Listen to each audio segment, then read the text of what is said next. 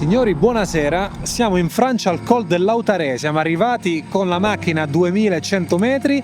Ci accamperemo per la notte con il van di Edoardo, che sta qua dietro, e adesso ci faremo una mini sciata al tramonto perché ci ispira, perché abbiamo un paesaggio stupendo alle nostre spalle.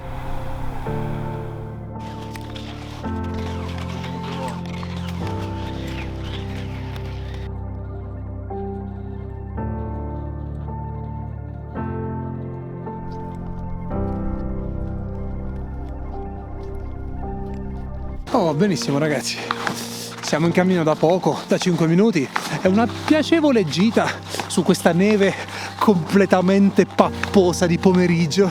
No, niente, bellissimo, il posto qui è veramente favoloso, siamo già a quota 2000 metri perché la strada arriva molto in alto e siamo circondati da una delle, secondo me, valli più belli francesi. E tra un'oretta il sole tramonterà e noi speriamo di farci questa gitarella veloce senza troppo impegno in tempo per poi tornare al van e stapparci una bella birretta con vista.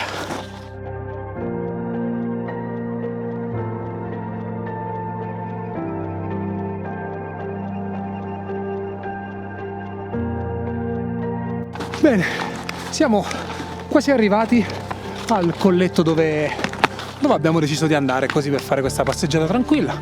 L'ultimo pezzo è un po' ripidino, però da sciare, da scendere non dovrebbe essere malvagia.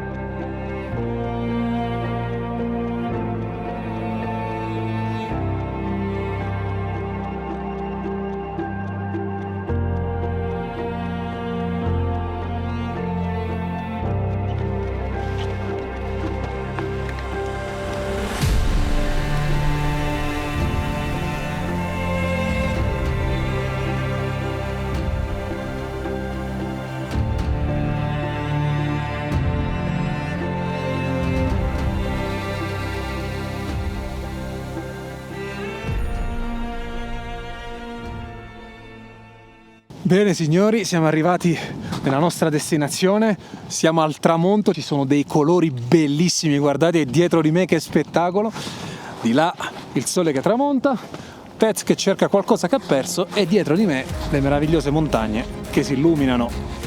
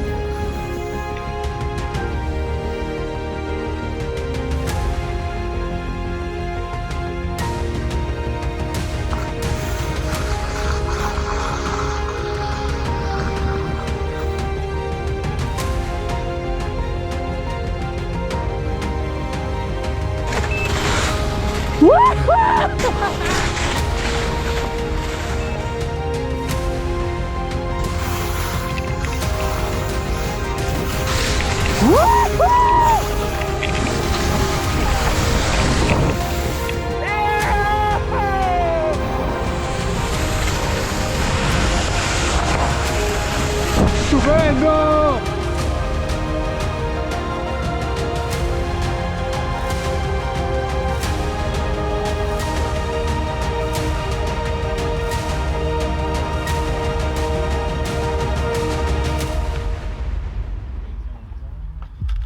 Rimani là.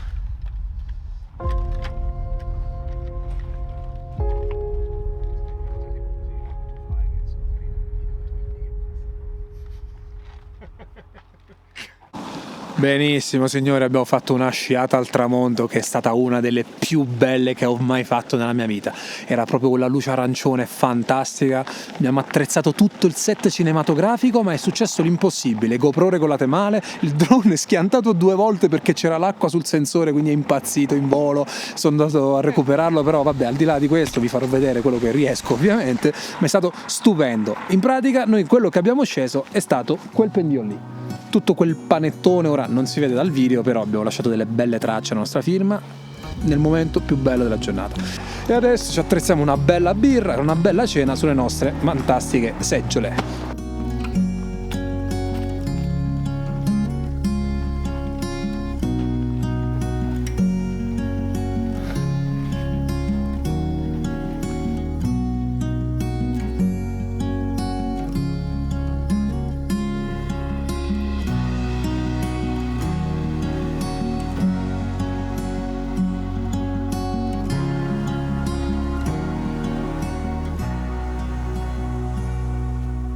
Adesso si è fatto tardi ed è quasi ora di andare a dormire e stiamo sistemando il letto.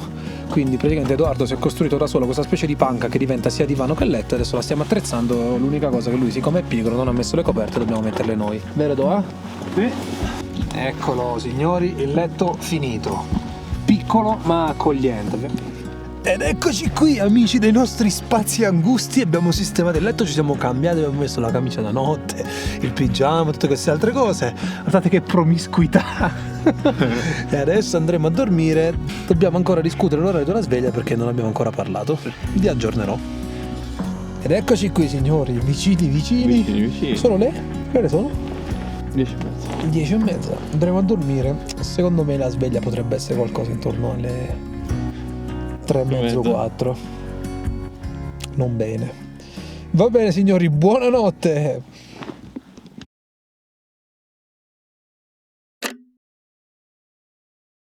Oh, benissimo ragazzi, ci siamo svegliati alle 4 meno un quarto. Il van ti impigrisce perché è bello caldino, stai al comodo, non è come la tenda e tutte le altre disagiate, quindi tirarsi fuori dal letto ci vuole una grande forza di volontà.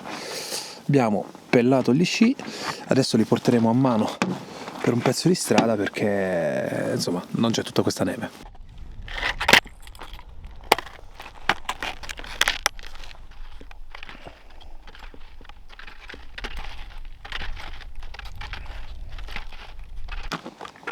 Sì, non le beste condizioni su cui sciare. Qui c'è stata una valanga e non so se si riesce a vedere, quindi la neve è praticamente scomparsa e noi pelliamo sull'asfalto. Evviva! Ecco un po' di neve.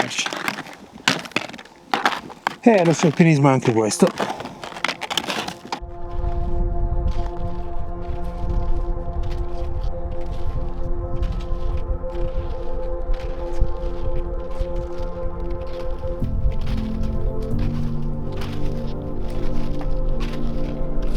Benissimo, siamo più o meno a quota 2500, abbiamo l'alba dietro di noi il sole che dovrebbe sorgere tra una ventina di minuti più o meno, abbiamo un gran bello spettacolo dietro di me, la nostra cima sarebbe stata, cioè almeno la nostra cima che avevamo programmato è quella lì, però c'è una situazione un po' dubbia perché in alcuni punti c'è molta poca neve, per esempio il canale da sciare secondo me quando ti ci butti dentro con gli sci inizi a toccare, a distruggere tutto. In più stiamo vedendo che ci sono tante micro valanghine a pera tipiche del periodo primaverile e non ci stanno dando proprio troppa sicurezza perché ce ne sono diverse, ma ne contiamo almeno 4 proprio dove dobbiamo passare noi e sembrano anche recenti, quindi tu dici se l'ha fatta non ne farà un'altra, però insomma non lo so, stiamo valutando l'abortire la cima.